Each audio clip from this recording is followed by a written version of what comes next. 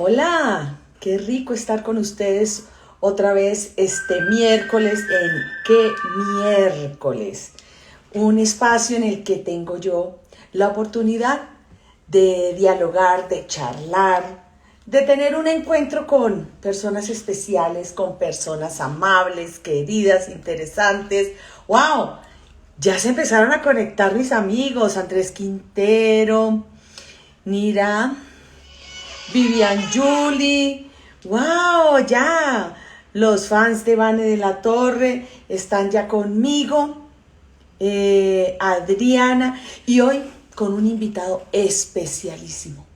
Un hombre que puedo decir es un profesional único, es un hombre inteligente, maravilloso, con un gran sentido del humor, un excelente ser humano, un caballero total, con el señor Jorge Cao. Muy pronto vamos a volver a verlo en su personaje de Pasión de Gavilanes.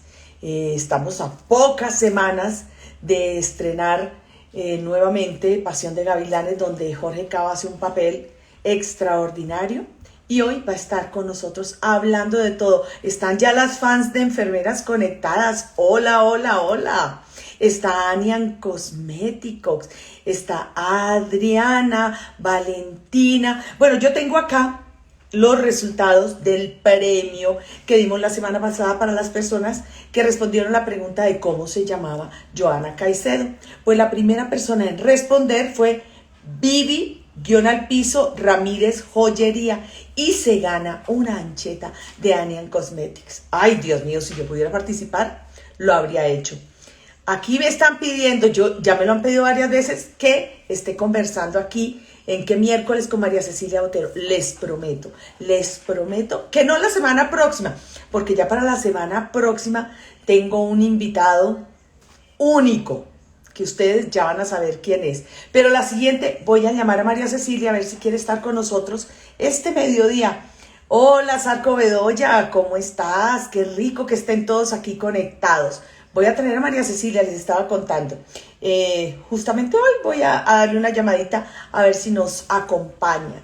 Ustedes también, cuéntenme a quién quisieran ver. Veo que María Cecilia, porque es que ese personaje que está haciendo en La Venganza de Analía es hermosísimo. Entonces, para que venga y para que nos cuente. Carrero Nicola, ¿cómo estás? Qué bueno tenerlos aquí a todos porque vamos a hablar con don Jorge Cao. Cuéntenme además qué quiere que le pregunte al señor Jorge Cao. Ay, Tulia Segura, ¿cómo estás? Me están preguntando por el sorteo de hoy. No, la otra semana voy a tener sorteo. La otra semana, hoy no voy a tener sorteo, pero vean la entrevista. ¿Quién quita que ahorita Anian me diga, no, haga el sorteo hoy también? Entonces, escuchen la entrevista completica y al final, cuando ya quede montada en mi cuenta de Instagram, vamos a saber si hay o no sorteo. Bueno, Laura Camila, buenos días. Ay, le daré el abrazo de parte de Tulia Segura a Jorgito. Aquí llegó don Jorge Cao. Aquí estoy tratando. Lo que hice fue voltear esto.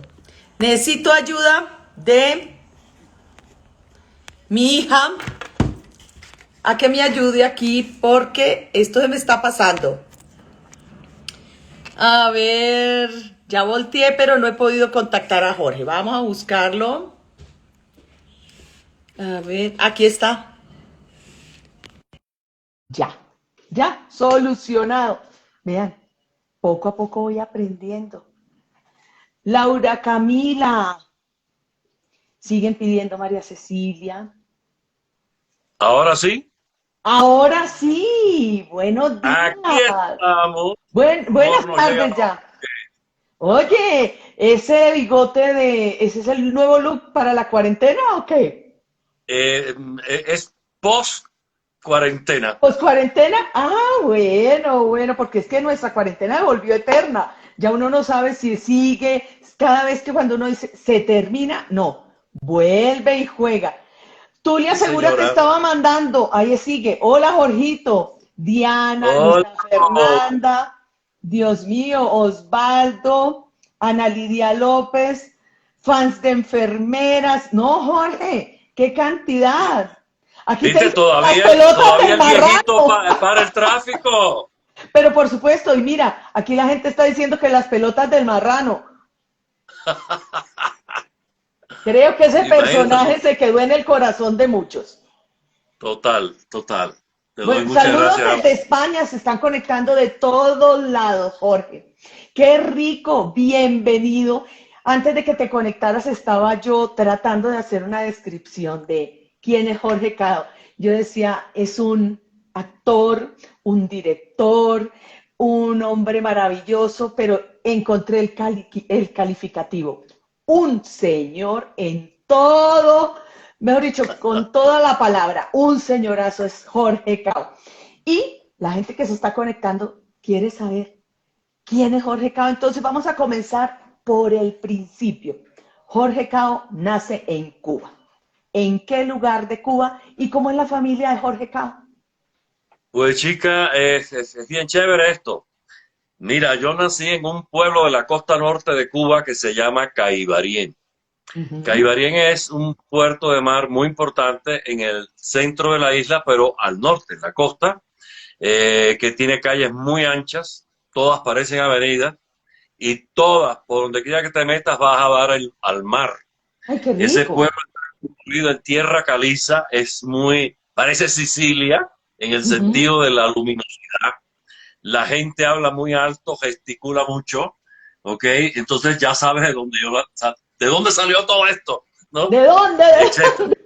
Te voy a poner un ejemplo, por ejemplo, en mi adolescencia, que todo el mundo no tenía teléfono. No, Entonces no, mi no, vecino de pero la... espérate, no te me vayas a la adolescencia todavía, te me estás saltando ya para la adolescencia. Ahorita vamos a contar eso. ¿Cómo era la familia de Jorge Cao? ¿Quién era su papá, su mamá? ¿Qué hacían los hermanos? ¿Cómo fue esa primera infancia? Mi primera infancia fue maravillosa. Tuve una familia magnífica, que le doy gracias a la vida por ellos. Gente muy unida.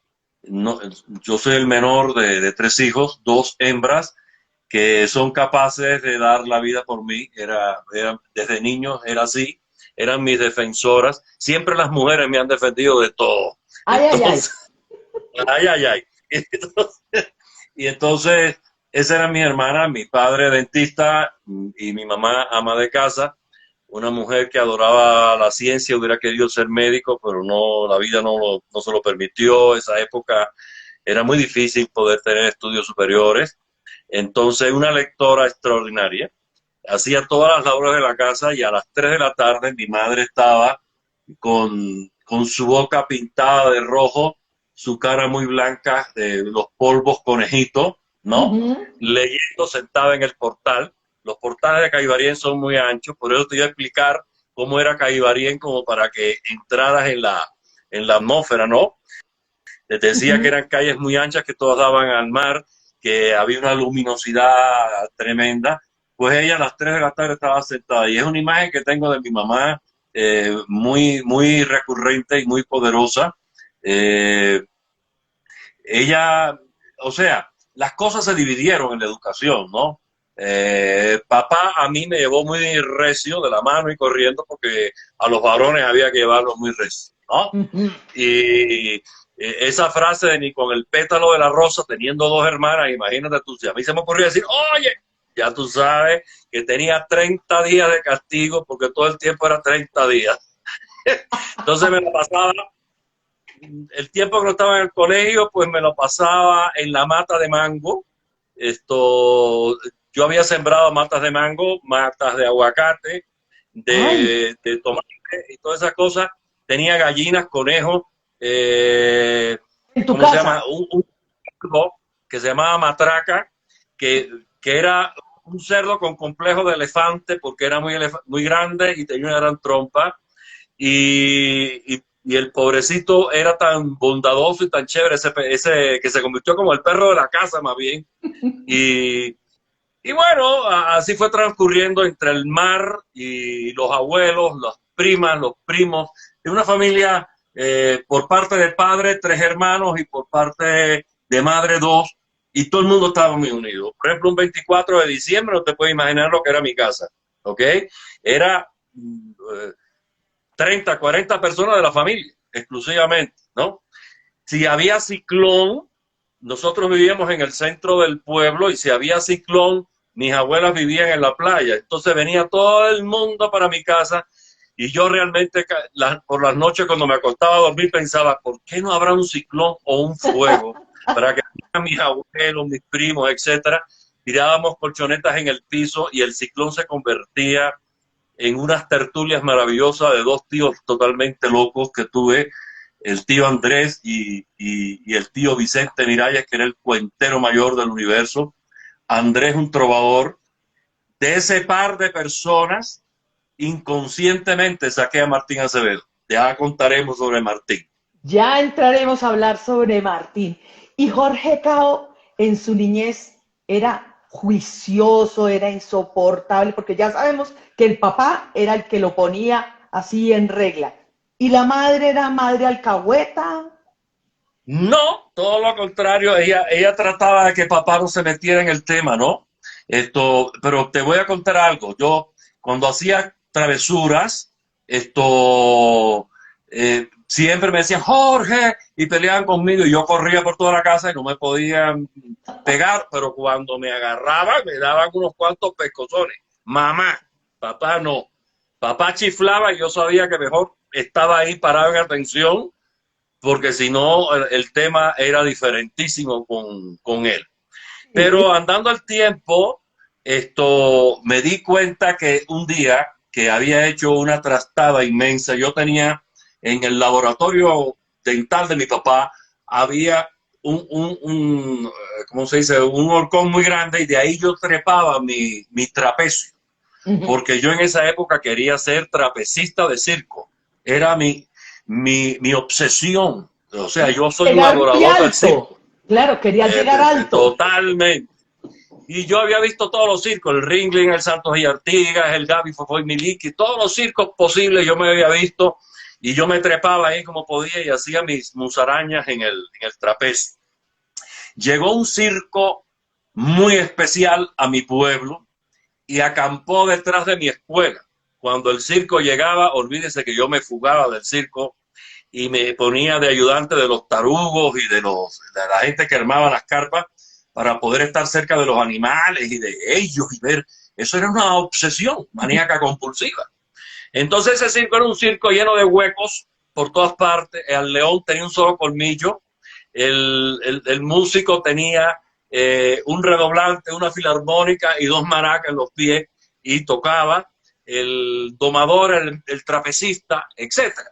Pero hizo una cosa en el trapecio este cirquero que yo no había visto nunca antes. Se deslizó y quedó en el borde del trapecio con los dedos del pie. Oh. El músico tocaba el Danubio Azul, era imprescindible para dar misterio y redoble de tambor, y etcétera. Y yo eso quedé fascinado. Me fui para mi casa, me deslicé por las corvas y me deslicé totalmente y quedé igualito que el trapecista colgado. Solamente me faltaba el Danubio Azul. Entonces empecé a impulsar el trapecio lentamente, el trapecio se va y yo caigo contra una mampara Art Deco que la hice triza. Para mí era una vieja mampara de mi bisabuela, pero era una reliquia artística importantísima de mi familia. Eso me costó 60 días en ir al cine. Ay, o sea, el doble, porque normalmente los castigos eran 30 y esta vez doblado el castigo. Esta era doble, así que 30 días en la mata de mango.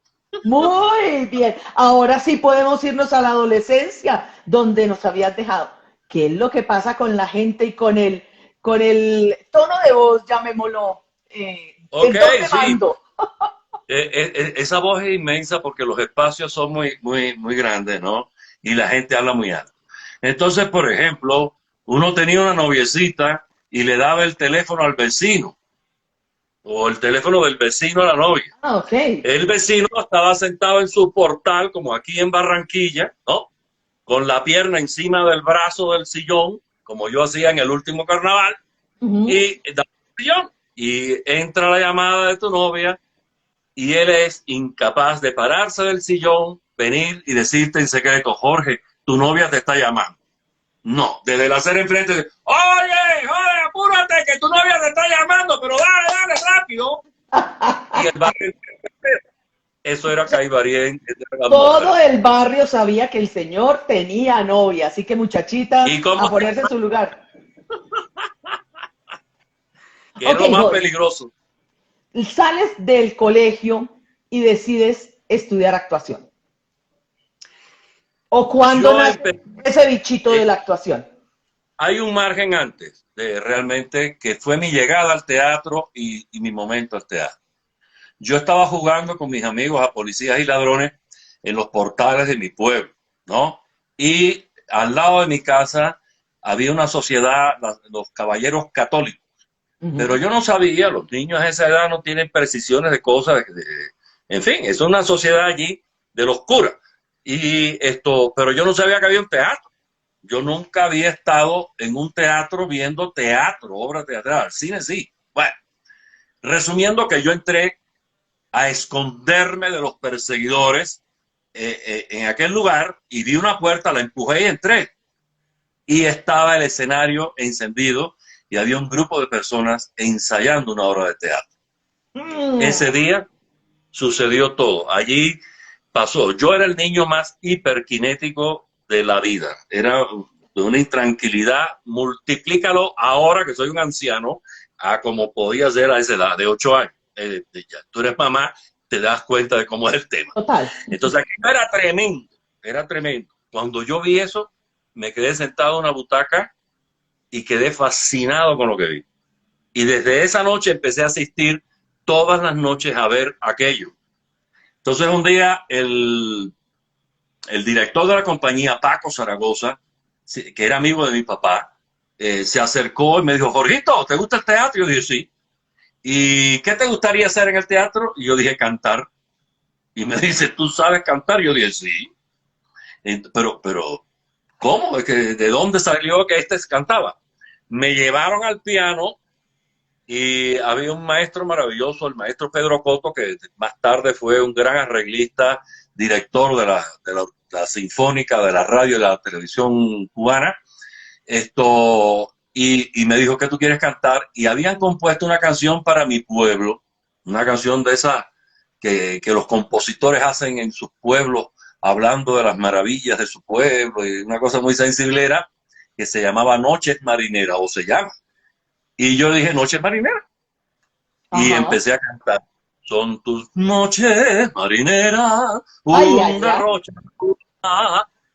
Y canté Marta Liliana como si toda la vida yo lo hubiera hecho y era la primera vez. Pero no la última. La gente lo sabe muy bien que un niño en escena es un factor atractivo en el espectáculo. Y debuté cantando Noches Marineras y Contigo a la Distancia. En la segunda temporada tuve el primer papel. Era un mensajero, un niño que llegaba con un mensaje y decía, esta carta y este paquete lo manda Pepe Rendijillas. No decía más nada. Pero la escena era con el director de la compañía y cuando yo dije eso, el hombre empezó a improvisar. Y yo a improvisar con el tipo como si fuera la sala de mi casa, como si eso era normal. Y sentí por primera vez una carcajada. Cuando yo sentí una carcajada, enloquecí hasta el día de hoy. ¡Ay, qué linda historia de tu llegada al teatro! Ese es el debut. Ese es el debut siendo un niño.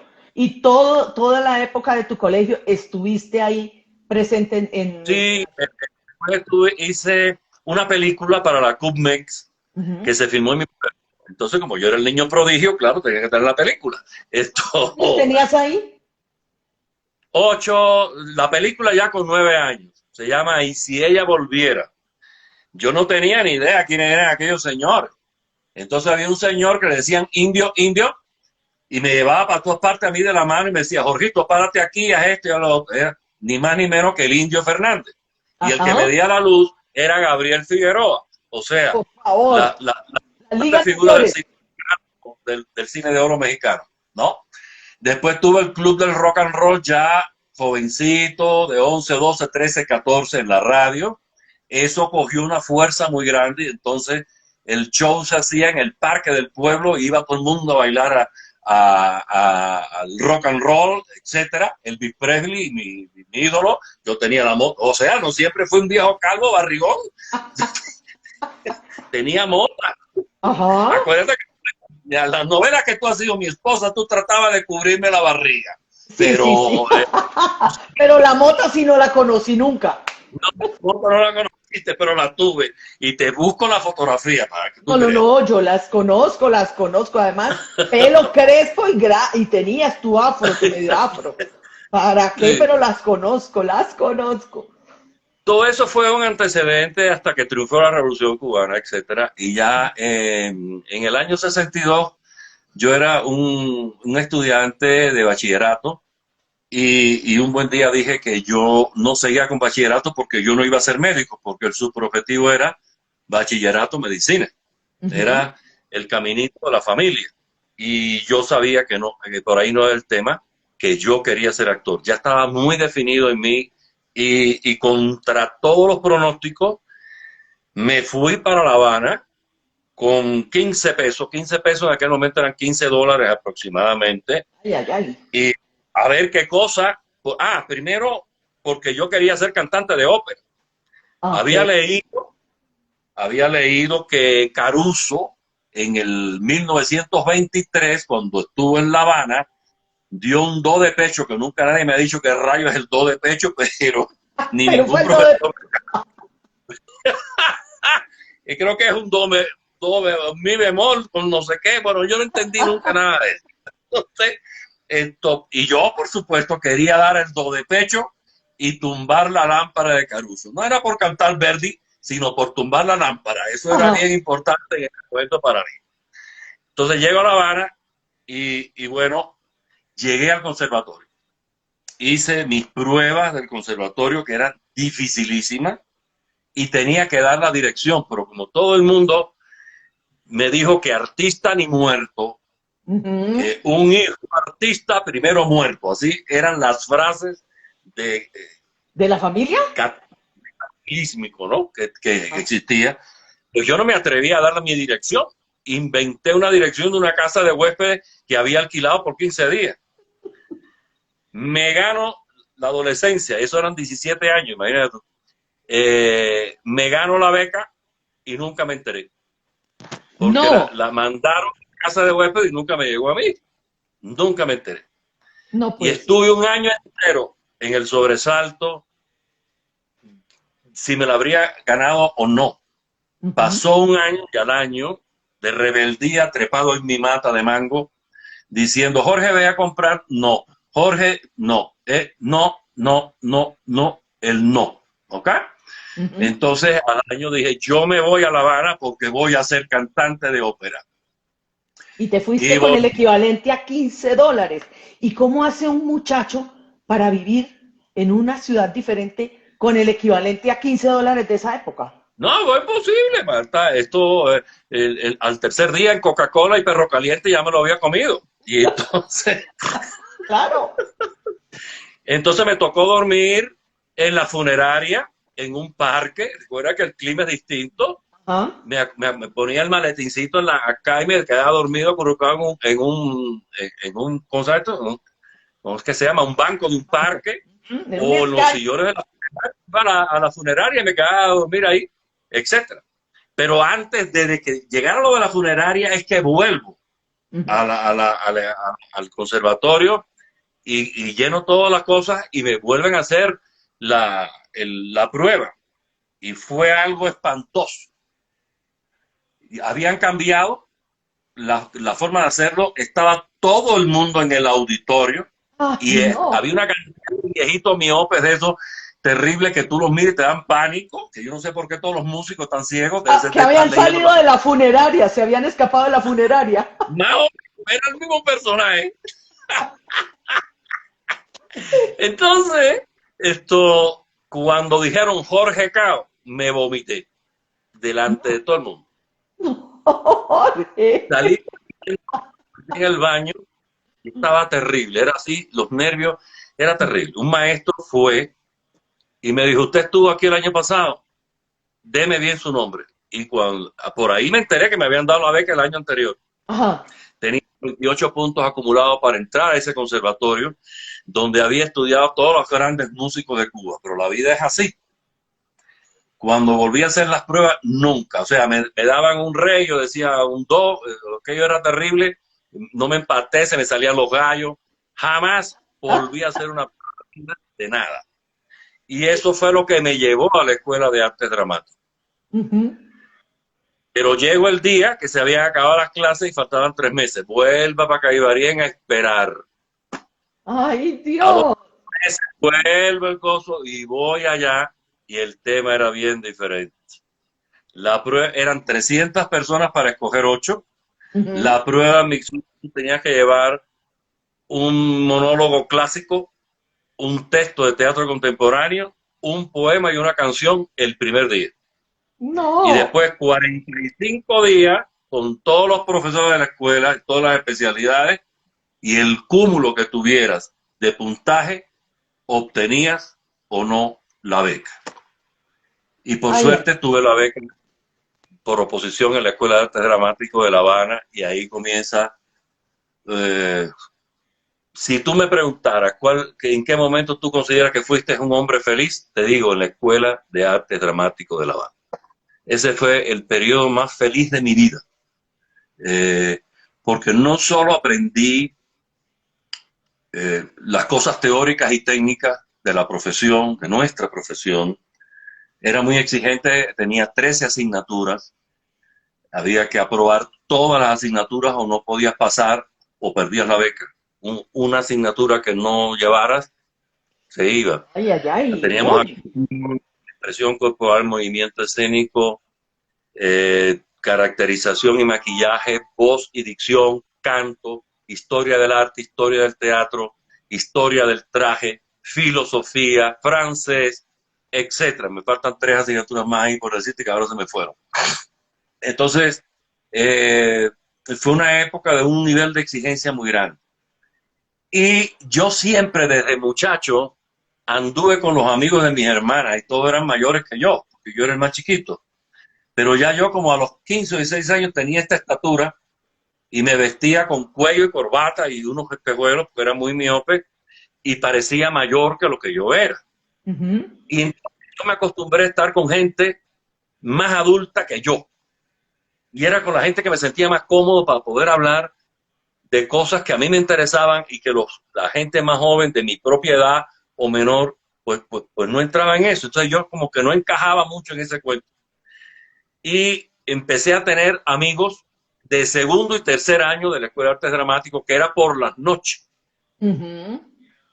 ¿Qué hacía yo? Mi beca era una media beca que era de 6 de la mañana a 6 de la tarde. Salía corriendo en La Habana, a la casa de huéspedes, me bañaba, me tragaba aquella comida que hacía la vieja Pepa, que era horrorosa. ¿Quién era horrorosa, la vieja Pepa o la comida? No, la vieja Pepa debe haber sido la bruja de Blancanieves y cocinaba peor que Aura, mi cocinera. Por favor. Entonces yo corría por las noches, iba de oyente a segundo año. Ujú. Y siempre, porque ese ya era cursos de trabajadores, ¿no? Y Ujú. siempre podía fallar alguien. Y si fallaba alguien, ¿quién podía hacerlo de alguien? El Este. señor Jorge Cao. El primer año hice primero y segundo a la vez, sin poder computar el segundo, pero lo Ujú. hice. Ay. Entonces fue una experiencia muy grande para mí, porque esos profesores que yo encuentro en la década de los 60, en el año 62, fueron alumnos de un austriaco que llega a Cuba en el año 37, alumno directo de Stanislavski. Y ese hombre fue el que fundó la Escuela de Artes Dramáticos de La Habana, la primera escuela de artes dramáticos en el continente americano en español. Wow. Y esos profesores, que ya eran personas muy adultas cuando yo llegué, fueron mis profesores. Eran gente extraordinaria. Jorge, es un privilegio poder estar y disfrutar de esa escuela porque es que además se nota que era una verdadera pasión. Mira, era gente que no solo además gente tan noble, o sea, que no se guardaban nada de su conocimiento, lo entregaban. Pero lo fundamental es el amor a la profesión, porque todos estaban vigentes, todos dirigían, todos actuaban en el teatro, en la televisión, en el cine cubano. Entonces, era arte vivo todo lo que pasaba en esa escuela, ¿ok?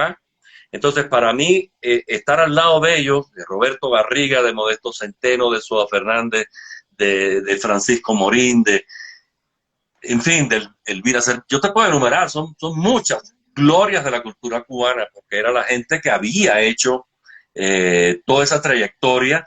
Es la gente que cuando se crea, en Cuba la radio se creó en el año 23 Ujú. y ya había Radio Nacional en el 27, ¿ok? Es que estamos hablando de cosas históricas rarísimas de nuestra profesión, que Ujú. ocurrieron en Cuba por un problema de la geografía. O sea, los gringos iban a Cuba por la geografía de la isla a probar todas las cosas técnicas, científico-técnicas. Por eso había desde el siglo XIX, había ferrocarril y carretera central cuando no había carreteras en América Latina. ¿Te das Ujú. cuenta? Porque todo se había probado porque es que era fácil, ¿no? Las cadenas montañosas estaban en un lugar determinado, era plana, estrecha. Entonces había muchas características y así pasó con la radio, con la televisión, etcétera. Entonces, esas gentes que venían de la escuela de ese señor, que hacían teatro y además el advenimiento de la radio, que pasaron a la radio, cuando Walt Mestre crea o va a crear o traer los equipos de televisión a Cuba, los manda a Estados Unidos a estudiar televisión. Ay, ay, ay. Entonces, esta gente es la gente que crea la televisión en Cuba y en Colombia. ¿Qué te parece? Increíble. Argentina Increíble. y Venezuela. Todo eso sucedió así, como en cadena, desde del 50 a los 55, al 60, ¿no? Ya la de aquí es como a los 60, en el 60, 61, no me acuerdo exactamente. Ajá. Esto, pero eso eran mis maestros. Esos maestros me enseñaron por encima de todo el amor a la profesión y por encima de todo la ética de la profesión. El Cosa respeto. que escasea tanto, Ujú. cosa que escasea tanto en nuestros días. ¿Te das cuenta? Pero yo sí creo que sin disciplina, sin ética y sin moral ética, no hay un buen profesional. De eso sí estoy convencido. Como estoy convencido de que cada vez que hay una gente de gran talento es una buena persona. También lo creo. Yo esas musarañas que hacen algunas gente, para ser superestrella tengo que ser díscolo y raro y grosero y No maleducado. se puede, no Yo se creo puede. Las que dos cosas no van en el mismo no sentido. van en la misma bolsa. O bueno, sencillamente uno es así y se queda con la gente con la que uno definitivamente tiene comunicación. Ay, Jorge, aquí estoy leyendo que te mandan saludos de Barcelona, de Costa Rica, de Argentina, que hay gente conectada desde todos lados escuchándonos en esta mañana. Y vamos a seguir porque todavía nos queda tiempo, qué maravilla. ¿Sales tú de la escuela y en qué momento te vas a estudiar a Moscú? En el 80, pero yo salgo de la escuela, yo me Pero es que de gradúo ahí, ajá, 64, te estoy hablando, es que son muchos años, soy muy viejito, yo he sido tu pareja, pero tú podías haber sido mi hija en lugar de mi esposa. yo soy modelo 64. Bueno, yo 44, entonces imagínate tú, Ah, ok, dejaba 20 años, ok, ajá. era un madurito ya. Óyeme, mira, yo me graduó en el año 64 y con el primer expediente. Uh-huh. Y me sucedió una cosa rarísima que me cambió. A mí me pasaba eso siempre. Cuando yo he creído que he ido para aquí, de pronto pasa algo y yo estoy allá, en un lado extremo que no tiene nada que ver, pero eso me ha permitido como ampliar mis propias facultades, ¿no? Y verme en unas dificultades que he tenido que aprender de otras cosas. Entonces eso ha sido determinante en el carácter y en el trazo de cómo es, cómo hice mi carrera de 56 años de carrera, ya es mucho tiempo, ¿no? Sí, señor. Entonces, como yo era el primer expediente, me mandaron a Teatro Estudio. Teatro Estudio en ese momento era la compañía teatral de mayor calidad de Cuba y la gran vanguardia. Y era mi subobjetivo. Yo quería ser un actor de Teatro Estudio. La escuela en el último semestre te mandaba a hacer familiarización en cualquiera de las 37 agrupaciones de teatro dramático que existían en ese momento en La Habana, patrocinadas por el Estado. Ay, Dios Cosa mío, insólita. qué envidia. Es una cosa bien distinta salir de aquí de una academia y arréglatela como puedas, ¿no? Ajá. Es muy difícil. Entonces, voy para Teatro Estudio y ni más ni menos me ponen a doblar un hijo de Madre Coraje con la Raquel Revuelta, la más grande actriz dramática de la historia. Entonces yo estaba que no me cambiaba por nadie. Yo creí que estaba en el cielo, me había muerto y estaba en el no sé qué. Porque eso era ya la última Coca-Cola del desierto. Y de pronto, como a los 20 días de comenzar los ensayos, me llaman de la escuela y me dicen que tengo que ir al teatro musical. Y yo dije que no. Yo en ese momento era más trágico que Sara Bernard. ¿Cómo voy a ir al teatro de varieté y a esa frivolidad y al no sé qué? Me mandaron para allá de todas maneras y cuando llego mi amiga y veo lo que pasaba en el Gran Music Hall de Cuba, que tú tenías que ser actor, cantante, bailarín, mimo, que tú estabas haciendo una escena, hablando y de pronto una orquesta sinfónica había comenzado a sonar y tú pasabas de la voz hablada y de la escena hablada a la escena cantada y de ahí al baile, me di cuenta que había llegado a un lugar extraordinario. En esa época, en el teatro musical, estaban los mejores profesores de Cuba, los mejores coreógrafos, los mejores mimos, los mejores directores de orquesta. Era un lugar extraordinario, fue el momento más maravilloso del musical. Y yo estaba muy joven, y todo hacía falta. Inclusive el director era Alfonso Arau, el gran cómico mexicano. ¿Okay? De él aprendí, no te puedes imaginar todo lo que aprendí de pantomima, con Alfonso y con Federico Ternó. Tenía al maestro Luis Trápaga y Alberto Alonso, el gran coreógrafo cubano, impartiendo las clases, porque entonces había seminarios donde tú tomabas clases de ballet un día, al otro día también danza moderna, al otro día tomabas técnica básica, al otro día folclore, y así. Entonces tú tenías una formación, fue mi segunda escuela. Eso fue sin duda. Pero el bicho del teatro dramático yo no lo solté nunca y yo luchaba, me gustaba aquello, porque ahí hay un lapsus. En el momento que yo estoy en la Escuela de Arte Dramático, en esos años, ese amigo que en mi infancia me acompañó la primera canción, tocaba en un nightclub de La Habana, ¿no? Y yo no conocía a mucha gente fuera de la gente de la escuela. Y yo todas las noches me iba a donde tocaba mi amigo y ellos me ponían a cantar ahí. Y un día Peruchín, que era el director de la orquesta, me dijo: ven acá, Jorge, a ti no te hace falta platica. Digo: ¿cómo que no me hace falta platica? Fíjate tú, muchacho adolescente de 17, 18 años, etcétera. Esto, yo dije, sí. Dice: bueno, ¿por qué tú no te conviertes en el cantante del grupo? Tú vienes aquí todas las noches, canta y cantas gratis. Entonces, ven toda la noche y canta y yo te pago. Perfecto. ¡Hombre! ¡Qué bueno! Que empecé a cantar en los clubes. Esto fue antes del Music Hall. Entonces ya en el Music Hall, bueno, pues empecé a hacer las grandes comedias musicales. Tuve una gran suerte. Al principio fue muy duro porque el Star System de ahí era muy fuerte y no era un invento. Eran gente que sí cantaba de verdad, gente que sí bailaba, que sí actuaba. O sea, o tú alcanzabas ese nivel o no llegabas a los papeles. Y bueno, lo logré. Pero yo me daba escapadas al teatro dramático. Y así conocí tus dramas. Sí.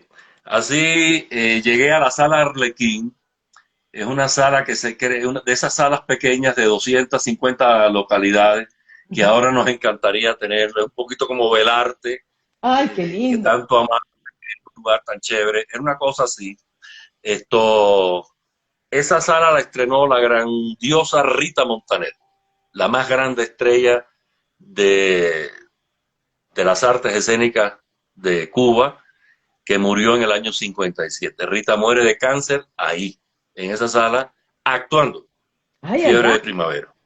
Qué Se maravilla. dice además que a mí me sonaba, había una butaca ¡pum! Que se caía Y ahí estaba de Rita pronto, sentada y sigue y ahí sentada. estaba, miraba para allá ni muerto, ni nunca, porque a ver, salgo por una ventana, pero se hablaba de eso y había gente que lo había visto. Pero ya en la época que yo llego, esto es el año 65, 66, 67, ¿no? Yo estuve una temporada larga allí. Estaba la otra gran diva, María de Los Ángeles Santana, Ujú. artista excepcional, la cantante de Ernesto Lecuona, la actriz de las operetas y la zarzuela y la gran actriz dramática, una actriz extraordinaria que había hecho una carrera en México, en España, en todas partes, la superdiva, tú no te puedes imaginar, pero esa superdiva que tú veías en el escenario, como ser humano, el ser más noble, más generoso, más dado. Yo llego allí haciendo un casting porque pensaba que iban a estrenar Panorama desde el puente de Arthur Ujú. Miller. Yo, joven, de 17, 18 años, 19 ya tendría en ese momento, esto de si se estrena en Cuba, porque la prepotencia que caminaba era yo, perdonen. O sea, Jim La Smith y humildad Jorge, en pasta. ¿ok? Le daba un poquito a Brando para que fuera resolviendo ahí su problema con Vitalino. Pero yo,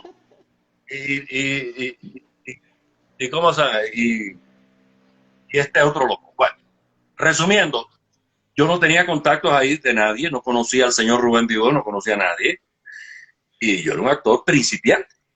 Y llamé a dos profesores míos que yo sabía que eran amigos de actor. Le dije, mire, yo me enteré de esto, y de esto, y de esto, y de esto, pero tú no estás Les en el voy a Music hacer Hall. el favor de estar en Panorama desde el puente. Más o menos. Y ellos me hicieron el favor, llamaron al tipo y el director dijo, no, es que ya yo cerré el casting, ya yo tengo el elenco, pero me hizo el favor de verme.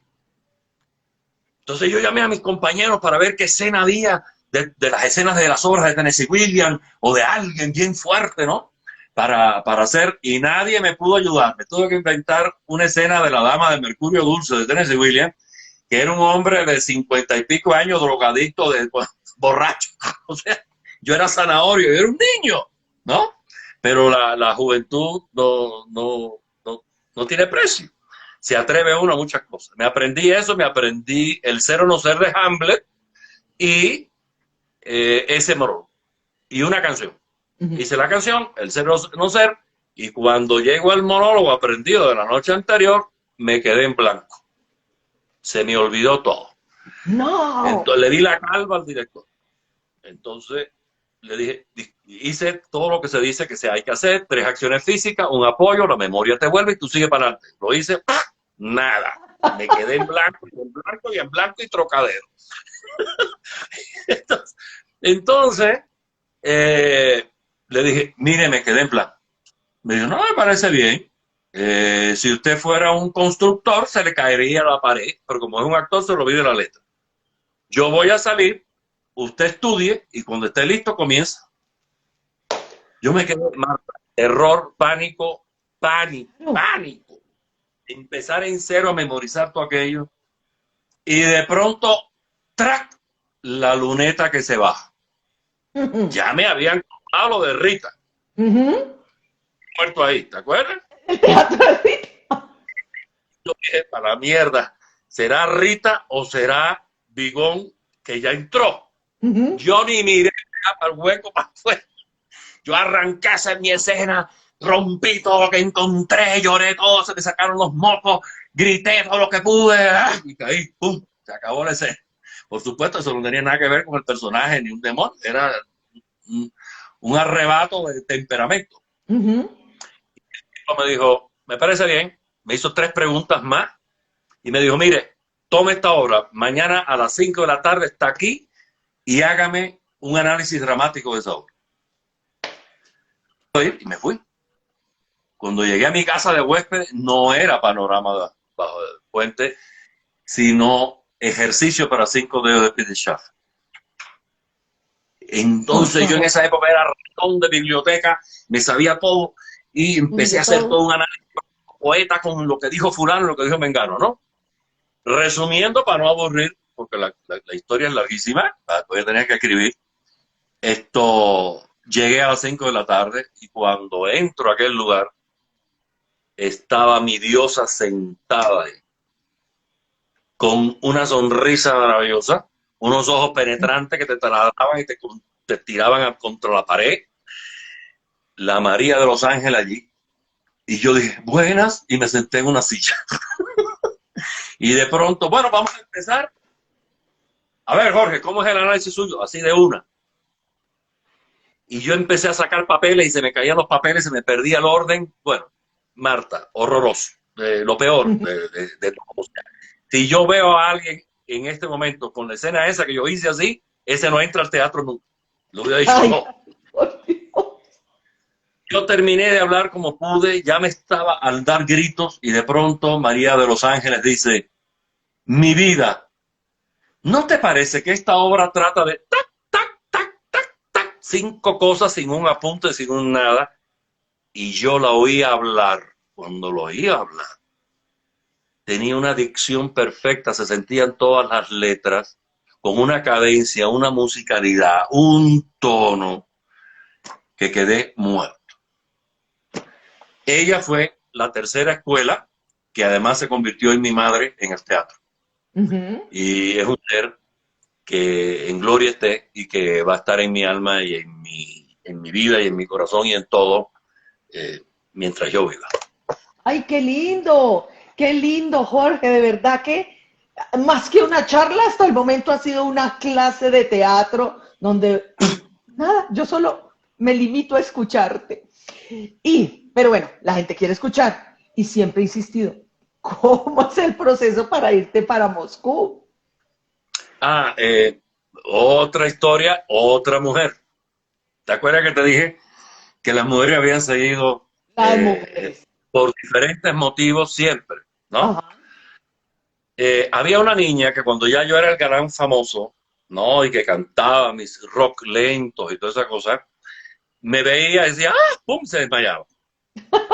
Y entonces yo le tenía que dar boca a boca. Como muchas.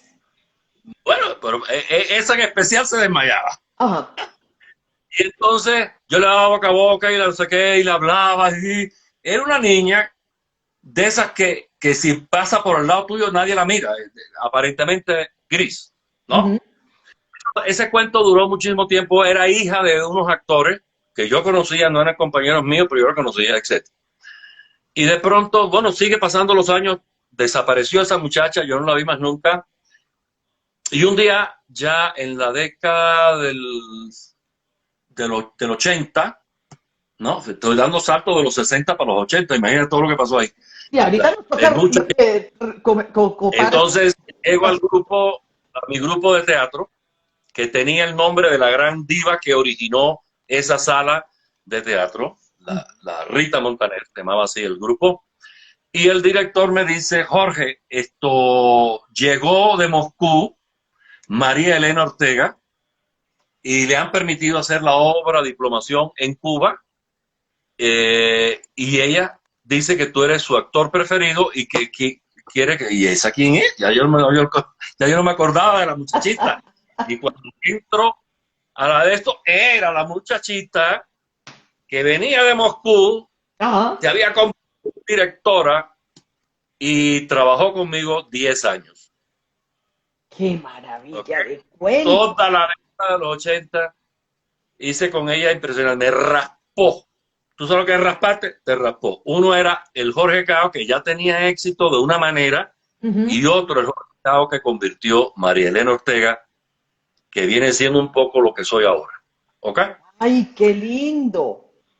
Cuando ya hicimos un montón de obras, y ahí tendría que detenerme por los siglos de los siglos, porque es muy largo esa década, me dijo un día, yo no tengo nada más que enseñarte, tienes que ir a Moscú a ver si Gancheró te acepta como alumno para que tú sigas desarrollando esto que aprendí. Y así fue que yo llego a Moscú, o sea que gano por oposición la beca, llego a Moscú.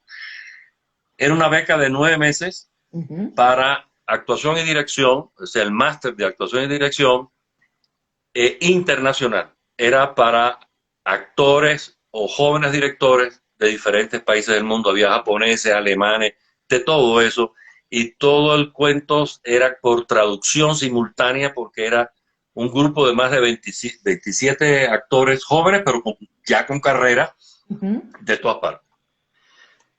Gancheró fue el último alumno vivo de Stanislavski y era como un dios sagrado en Moscú. ¿Okay? Por ejemplo, sus clases eran en el aula magna y uno tenía que estar 20 minutos antes ya ahí sentado. Él llegaba exacto. Y cuando el tipo entraba, se ponía todo de pie. Hasta que él te hacía así, como si fuera un general o un director de orquesta que te sentaba. Eso, era imponente, era como Orson Welles, inmenso de grande, era una voz de esas siberianas, yo le digo, inmensa, redonda, grande. Y la realidad que hicimos una conexión inmediata. Yo no sabía nada de ruso, pero me quitaba el aparato y yo entendía lo que él hacía. Y con 10 palabras en inglés, 4 o 5 en francés y 300 en pantomima, nos entendíamos. Y así pasó, fue una experiencia, la de Moscú, extraordinaria, porque además nosotros, y eso sí es un privilegio gigantesco, teníamos un carnecito que podíamos entrar a los teatros fundamentales de Moscú gratis, a ver ensayos. Ahí yo vi a Larisa Fresny, a Inocente Montunovsky, a Batalov, a todos los grandes actores rusos ensayar. Vi cuando Inocente Montunovsky en el Jardín de los Cerezos descubrió un gesto que es con lo que él marca el gran suceso de que vendió el Jardín de los Cerezos. Él atravesaba por todo el teatro, subía, entraba a lo de la casa, iba hasta el fondo, cogía una silla, la ponía de medio lado, se sentaba de medio lado y este brazo hacía así y caía. No hablaba nada. Y con ese gesto era todo. Y eso, yo estaba ahí en el 5º piso mirando lo que aquel loco estaba haciendo. Fue una experiencia única. Eso es Moscú. Llego a Cuba con mis títulos, pero mi plantilla era de actor, no de director. Entonces los directores dijeron, este viene como a desplazar. Entonces tuve del 80 y a los 90, cuando tuve mi hoja de vida, la cantidad de obras del repertorio universal que yo hice como actor era tremendo. Si Cyrano de Bergerac, que si Casa de Muñecas de Ibsen, que si Esta noche se improvisa la comedia de Pirandello, que todo. Los Tennessee Williams, Dulce Pájaro de la Juventud, menos el tranvía, porque nunca he hecho el tranvía porque no lo puedo hacer. O sea, Marlon Brando está aquí y Vivian Lee está aquí y hagan lo que hagan, lo he visto por muchos actores del mundo, pero sigue Marlon Brando metido ahí. Entonces, como yo no podía competir con ese fantasma, entonces nunca me atreví a hacer esa obra. No, genial. Brando nos dejó la contemporaneidad.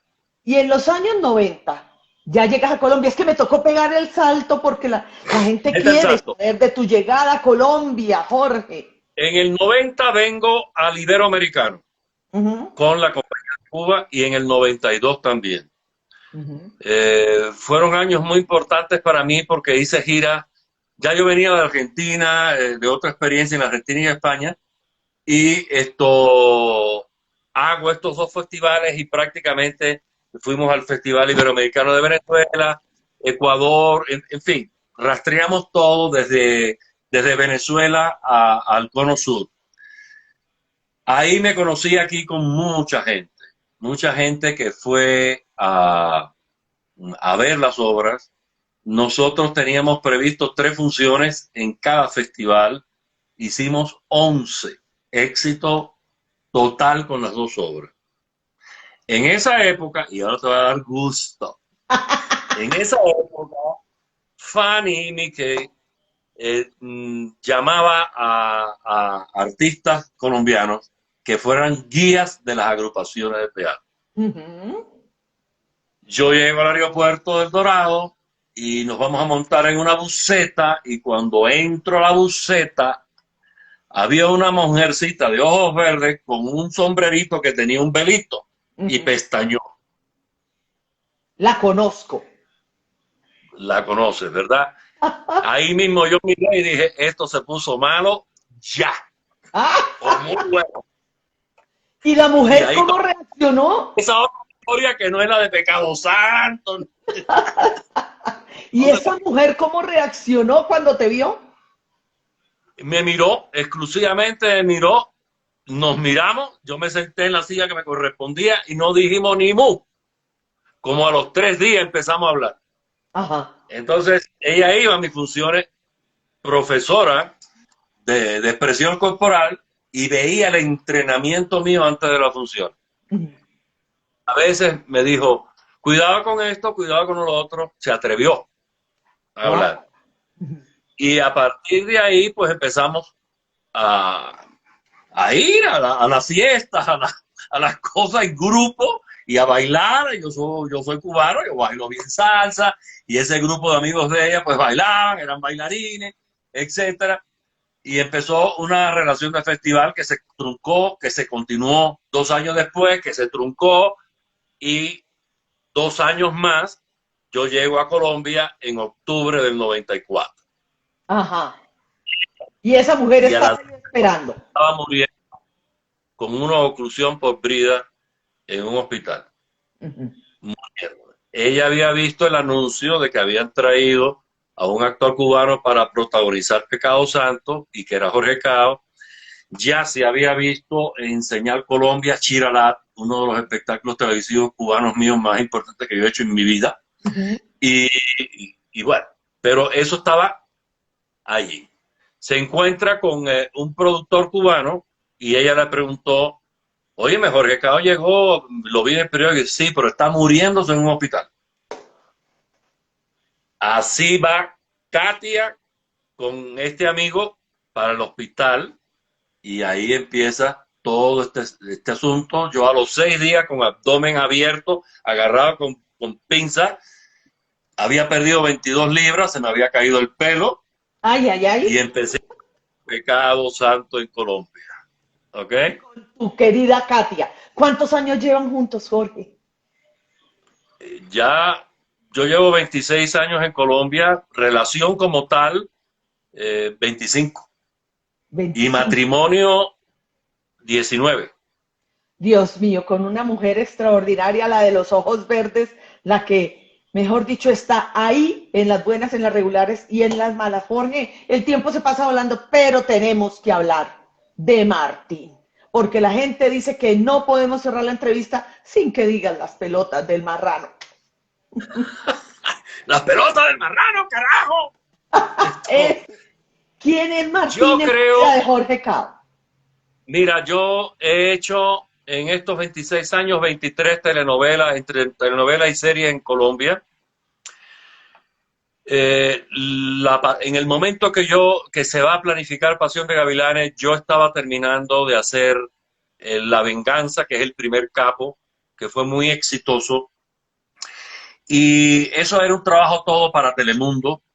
Y Telemundo, en fin, lo vendió por el mundo. Fue lo que me lanzó a mí a nivel internacional, La Venganza. Entonces empezó a aparecer en los cintillos de los periódicos el villano de América, y dale con el villano de América y con el villano de América. Entonces, de pronto llega Pasión de Gavilanes, y cuando yo vi el panorama en general, yo tenía un contrato de continuidad. Y yo dije, yo quiero ser el viejo, el Martín Acevedo. Y los productores no estaban de acuerdo. Nadie estaba de acuerdo, que yo todavía estaba muy joven para ser ese viejo, y que no, y que no, y que no, y que no, y que no, y que no. hasta que convencí a Hugo León, el productor, que me hiciera el casting. Y si no servía, pues no servía. Y hice el casting